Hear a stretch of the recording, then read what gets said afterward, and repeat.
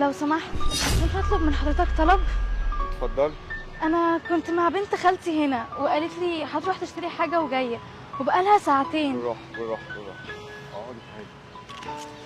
ممكن بس تكلمها؟ حافظه رقمها؟ اه.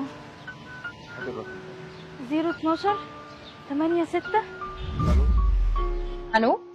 هو انت اسمك ايه؟ ملك. هي اسمها ايه؟ اسمها منى. أيوة. منى معايا؟ ايوه. طيب انا معايا بنت خالتك ملك. استغفر الله العظيم يا رب. تاني بص حضرتك، انا سبتها في الشارع، سبتها في الشارع عشان انا مش هقدر اتكفل بيها، انا مش قادره خلاص، انا تعبت.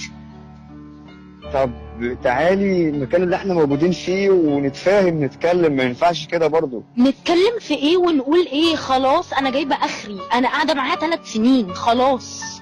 بنت خالتك برضو ولحمك ودمك، فما ينفعش. لو تيجي هنتكلم وهنتفاهم وكل حاجه هتتحل ونشوف ايه اللي مزعلك. طيب انتوا تعالي. فين؟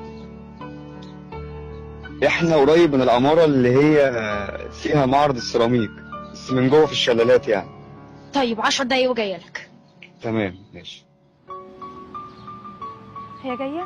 هي جايه لا حول ولا قوة إلا بالله. تاني يا بنتي تاني؟ طب أعمل إيه؟ ما أنا عايزاكي معايا يا بنتي، أنا مش قادرة عليكي، مش قادرة على طلباتك، أنا خلاص جبت آخري. بالراحه بس عشان نعرف نتكلم ونعرف نحل المشكله دي. 3 سنين 3 سنين خلاص تعبت. عنها بعد اذنك، تعالي جنبي هنا عشان نتكلم ونتفاهم. أنا يا سيدي مش عايزاها يا سيدي، خدها وديها دار أيتام، أنا مش عايزاها. دي طفله ما تفهمش اللي انت بتقوليه، ما ينفعش. تفهم، دي كبرت خلاص، كبرت يا بابا، أنا كبرتها قعدتها معايا كده خلاص. انا مش ابوكي وما تقوليليش يا بابا، دي طفله ما تستحملش اللي انت بتقولي عليه. يعني إيه ما تستحملش؟ ما هي كبرت. تستحمليها، هي طفله انت تستحمليها. مش قادرة على تفاصيلها، مش قادرة على طلباتها. مش للدرجه دي، وديها لاي حد قريبك، بس ما تعمليش معاها كده. ملناش حد تاني طب أنا وانا خلاص بحبك. تعبت.